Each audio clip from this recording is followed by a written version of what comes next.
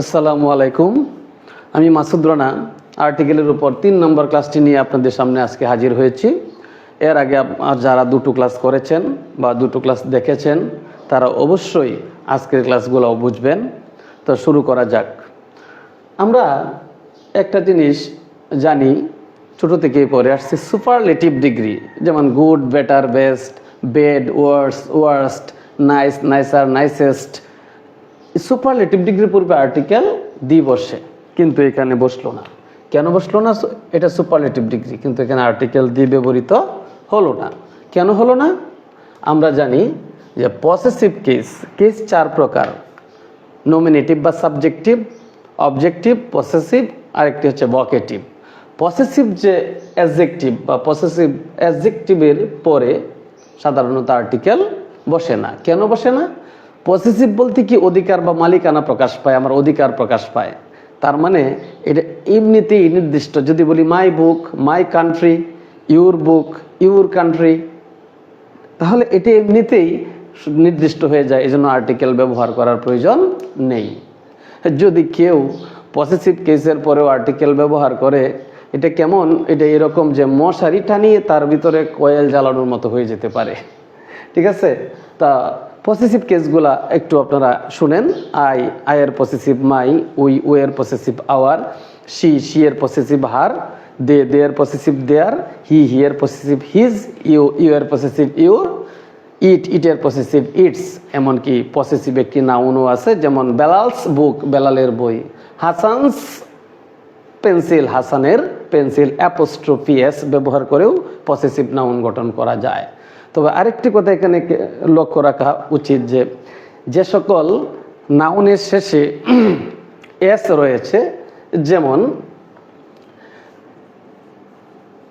নার্গিস, শেষে কি আছে? S.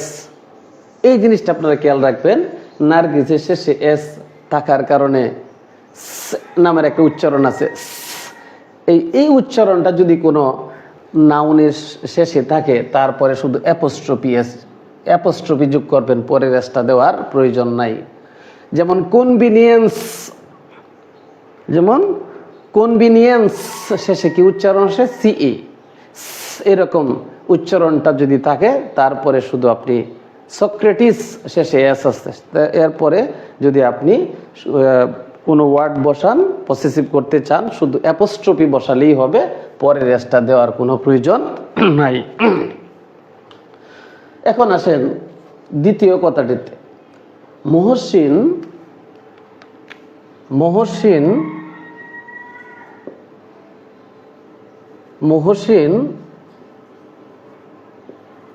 Had a moral character.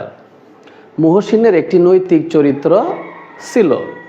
এখন দেখেন, মোরাল অ্যাডজেক্টিভ, ক্যারেক্টার নাউন। আমরা জানি নাউনকে প্রি-মডিফাই করে অ্যাডজেক্টিভ এবং নাউনের মাঝখানে কখনোই আর্টিকেল বসে না। এরকম এসএসসি লেভেলের যে আর্টিকেলগুলো আসে, এখানে প্রায় এই নেমটা আপনারা পাবেন।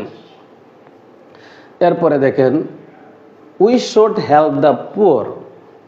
এইখানে এটা তো একটা অ্যাডজেক্টিভ। আমরা জানি তো অ্যাডজেক্টিভের পূর্বে নর্মালি আর্টিকেল বসে না, কিন্তু এখানে কেন বসলো? এই জন্য আপনাকে একটু গ্রামাটিক্যাল বিষয় জানতে হবে। যেমন ভার্ব, ট্রানজিটিভ, ইনট্রানজিটিভ। আমরা জানি ট্রানজিটিভ ভার্ব অবশ্যই অবজেক্ট গ্রহণ করে, যেহেতু এটা একটা ইনকমপ্লিট ভার্ব, অবজেক্ট তারা লাগবেই। তো অবজেক্ট হিসাবে noun phrase, noun clause, noun equivalent এবং অবজেক্টিভ প্রনাউন বসতে পারে। স্বাভাবিকভাবে পুয়ার, আমি যে নামগুলা বললাম বা যে কথাগুলা বললাম, অবশ্যই অবজেক্ট হিসাবে অ্যাডজেক্টিভ বসতে পারে না। তাহলে আমরা কি করব? আমার তো হেল্পের পরে অবশ্যই একটা অবজেক্ট লাগবে। এটা নাউন হতে হবে, নাহলে নাউন ফ্রেজ হতে হবে, নাহলে নাউন ক্লজ হতে হবে, নাহলে নাউন ইকুইভ্যালেন্ট হতে হবে, নাহলে অবজেক্টিভ প্রনাউন হইতে হবে। তাহলে আমরা জানি অ্যাডজেক্টিভের পূর্বে আর্টিকেল দি বসাইলে এটা প্লুরাল কমন নাউন হয়ে যায়। পুরো তো গরিব, এটা হচ্ছে মানুষের অবস্থা। আর যদি বলি গরিবেরা, পুরো একটা জাতিকে বোঝায়। তাহলে এখানে যখন আমরা অবজেক্ট বানাবো অ্যাডজেক্টিভকে, তখন তার পূর্বে আর্টিকেল দি ব্যবহার করতে হবে। একই রকমভাবে সাবজেক্ট হিসাবে ইয়াং বসার কোনো সুযোগ নাই, কারণ ইয়াং হচ্ছে অ্যাডজেক্টিভ। তো সাবজেক্ট হিসাবে অবজেক্ট হিসাবে যা বসতে পারে, সাবজেক্ট হিসাবেও তাই বসতে পারে। তাহলে এখন এই যে ইয়াং অর্থ তরুণ, কিন্তু এখানে আমার সাবজেক্ট হিসাবে লাগবে তরুণেরা। এটা একটা নাউন ফ্রেজ হয়ে গেছে এবং এটার অর্থ হচ্ছে তরুণেরা। এটা প্লোরাল কমন নাউন, তার মানে অ্যাডজেক্টিভের পূর্বে আর্টিকেল দা ব্যবহার বা দি ব্যবহার করিলে এটা কি কমন নাউন হয়ে যায়? প্লোরাল কমন নাউন হয়ে যায়। তাহলে আপনারা সাবজেক্টের জায়গায় অ্যাডজেক্টিভ থাকলে অবশ্যই আর্টিকেল দি ব্যবহার করবেন। অবজেক্টের পরে অবজেক্ট হিসাবে যদি অবজেক্টের স্থানে আর্টিকেল অ্যাডজেক্টিভ থাকে, অবশ্যই তার আগে আর্টিকেল দি ব্যবহার করবেন, তাহলেই সঠিক আর্টিকেল হয়ে যাবে। এরপরে দেখেন কয়টি শব্দ, not, quite, rather, many, such. এই যে শব্দগুলা, এই শব্দগুলার পরে যদি সিঙ্গুলার কমন নাউন থাকে, দেখেন মেনি এর পরে রয়েছে স্টুডেন্ট, মেনি স্টুডেন্ট, কিন্তু হওয়ার কথা ছিল মেনি স্টুডেন্টস। মেনি যেহেতু একটা কোয়ান্টিফায়ার, এরপরে প্লুরাল নাউন হওয়াটাই স্বাভাবিক। তো স্যার মেনি স্টুডেন্টস দিলে কি হইতো?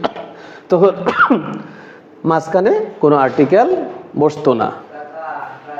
মেনি স্টুডেন্টস দিলে তাহলে কোনো আর্টিকেল ব্যবহৃত হইতো না, ঠিক আছে? মেনি স্টুডেন্টস দিলে কোনো আর্টিকেল যেহেতু ব্যবহৃত হইতো না, এই জন্য তাহলে লক্ষ্য করেন, তাহলে যদি লিখতাম many students failed in English, তখন বাংলা অর্থ হইতো অনেক ছাত্র ইংরেজিতে ফেল করেছিল। আর যদি লিখি many a student failed in English, ছাত্রছাত্রীদের অনেকেই ইংরেজিতে ফেল করেছিল।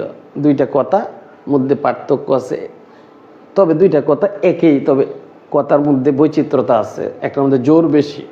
দেখেন, অনেক ছাত্রছাত্রী ইংরেজিতে ফেল করেছে, ছাত্রছাত্রীদের অনেকেই ইংরেজিতে ফেল করেছে। তাহলে not, quite, rather, many, such এই শব্দগুলার পরে যদি সিঙ্গুলার কমন নাউন থাকে, তখন মাঝখানে আর্টিকেল এ অথবা এন বসতে পারে। যেমন আরেকটা এক্সাম্পল আমরা মুখে বলি, আমরা এরকম বলি একটা রিক্সাও রাস্তায় দেখা যাচ্ছে না। তখন এটা দেখেন কথার যে মুড, আমার স্বাভাবিক মুডের চেয়ে একটু আলাদা মুড। একটা রিক্সাও রাস্তায় দেখা যাচ্ছে না। আর যদি স্বাভাবিক মুডে কথা বলি, তখন কেমন হবে? যে রাস্তায় একটা রিক্সাও নাই, বা আমি বলতেছি রাস্তায় একটা রিক্সাও দেখা যাচ্ছে না। আর একটা কথা, স্বাভাবিক কথাটা কেমন? রাস্তায় কোনো রিক্সা নাই। তাহলে রাস্তায় একটা রিক্সাও দেখা যাচ্ছে না, এটা হবে নট এ রিক্সা। নটের পরে এ, পরে রিক্সা। রিক্সা যেহেতু singular common noun, is seen দেখা যাচ্ছে না। Not a rickshaw is seen on the road.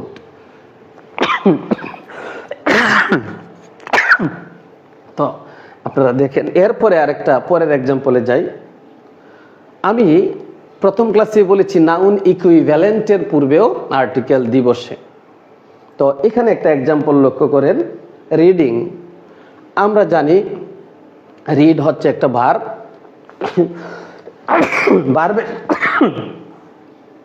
ভার্বের সাথে আইএনজি যুক্ত হওয়ার পর হইতে পারে তিনটি কনসেপ্ট। একটা হচ্ছে জিরান্ড, আর একটা হচ্ছে প্রেজেন্ট পার্টিসিপল, আর একটা হচ্ছে ভার্বাল নাউন। জিরান্ড কাজ করে ভার্ব এবং নাউনের, প্রেজেন্ট পার্টিসিপল কাজ করে ভার্ব এবং অ্যাডজেক্টিভের, আর ভার্বাল নাউন শুধুমাত্রই নাউনের কাজ করে। এজন্য এইখানে দেখেন কোনো অবজেক্ট নাই। রিড একটা ট্রানজিটিভ ভার্ব হওয়া সত্ত্বেও কি নাই? অবজেক্ট নাই। দেখেন, তাহলে এই যে আর্টিকেলটা বসলো, এই যে এটাকে বলা হয় ভার্বাল নাউন, বা এটা নাউনের সমতুল্য বা নাউন ইকুইভ্যালেন্ট। এটার মধ্যে শুধু এটার বাংলা হচ্ছে দ্য রিডিং অফ বুকস, বই পাঠ করা শব্দটা বলা যাবে না, তাহলে এটা জিরান হয়ে যাবে। আর জিরান থাকলে এই এই এরকম যে জিরান হতো তাহলে রিডিং বুকস, দেখুন রিডিং পড়া, কি পড়া? বই পড়া। দেখেন রিডিং এর পরে অবজেক্ট আছে, আর যদি আমি এখানে অফ দিয়ে দিই তাহলে এটাকে আর অবজেক্ট বলা যাবে না, ঠিক আছে? এটা হয়ে যাবে প্রিপোজিশনাল ফ্রেজ। যেহেতু নাউনকে মডিফাই করতেছে তখন এটাকে বলা হবে অ্যাডজেক্টিভ ফ্রেজ, ঠিক আছে? এখন দেখেন, তাহলে যখন আমরা এরকম পাবো এটাকে বলবো নাউন ইকুইভ্যালেন্ট। আর এটার নাম হচ্ছে না জিরান না প্রেজেন্ট পার্টিসিপল, এটার নাম হচ্ছে ভার্বাল নাউন। এটা শুধুমাত্র নাউনের কাজই করে। আমরা জানি প্রেজেন্ট পার্টিসিপল হলো অ্যাডজেক্টিভ আর্টিকেল বসে না, জিরান হলো অ্যাবস্ট্রাক্ট নাউন, কাজের নাম। অ্যাবস্ট্রাক্ট নাউনের পূর্বে আর্টিকেল বসে না, তাহলে ভার্বাল নাউন তার পূর্বে আর্টিকেল দিয়ে বসতে পারে, আর্টিকেল বসতে পারে। তাহলে আমরা কি পেলাম? যে এটাকেই বলা হয় নাউন ইকুইভ্যালেন্ট। আমার পরবর্তী ক্লাসের জন্য আপনারা অপেক্ষা করবেন। আর্টিকেলের উপর আরেকটি ক্লাস আমি নিব। আজকের মতো এখানেই শেষ। আসসালামু আলাইকুম।